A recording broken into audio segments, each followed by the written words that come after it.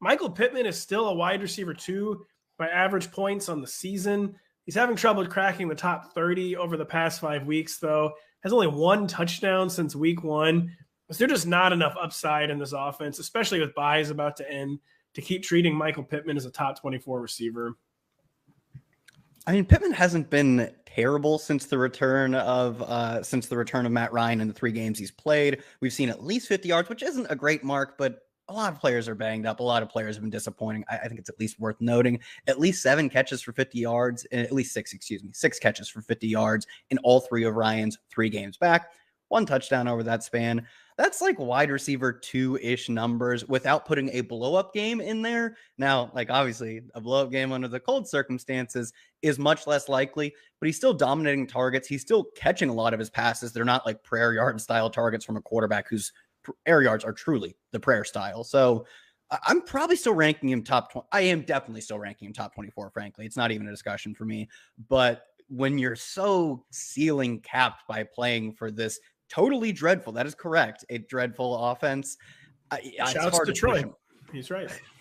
He's definitely right. I get it. Like, you don't want to tell listeners turn the TV off, but like, I don't know. He was doing them a favor, calling a spade a spade. So he'll probably be like 18 for me, I'd guess.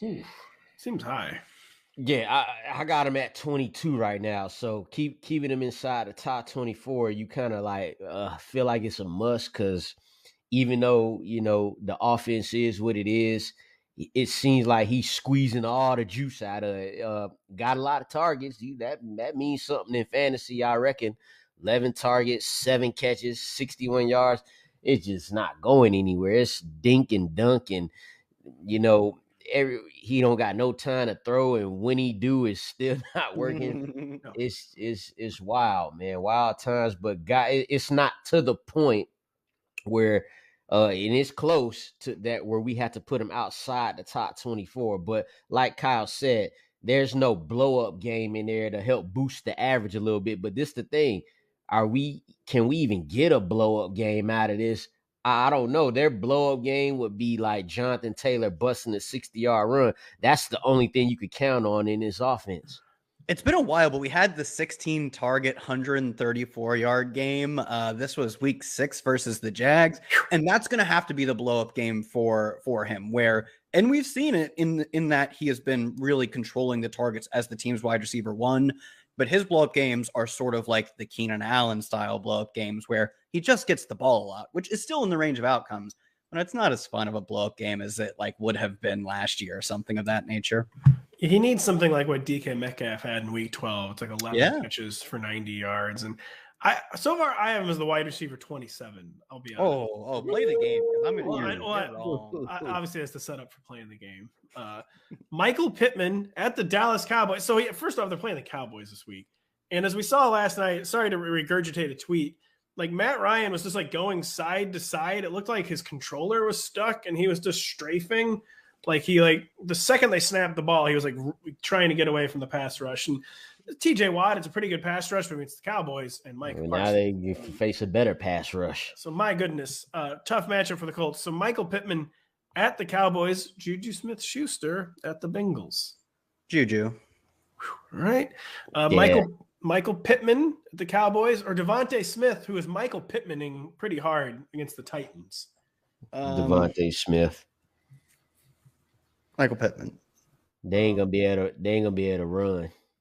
The Eagles. It'll be tough to run. Gabriel Davis at the New England Patriots, or Michael Pittman at the Cincinnati Bengals. You know how to get me. I'm going Pittman. Oh, Kyle.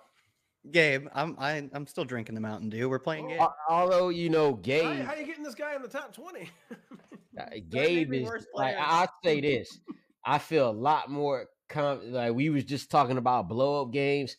At least Gabe Davis had a possibility of that. The possibility of that is much less for Michael Pittman, and that's just the truth. Hey, it's Matthew Berry from NBC Sports and Rotoworld.com. Just want to thank you so much for watching what you just watched, or at least being too lazy to click out of it after the autoplay just kept it going. So either way, thank you so much for just letting it scroll by your screen.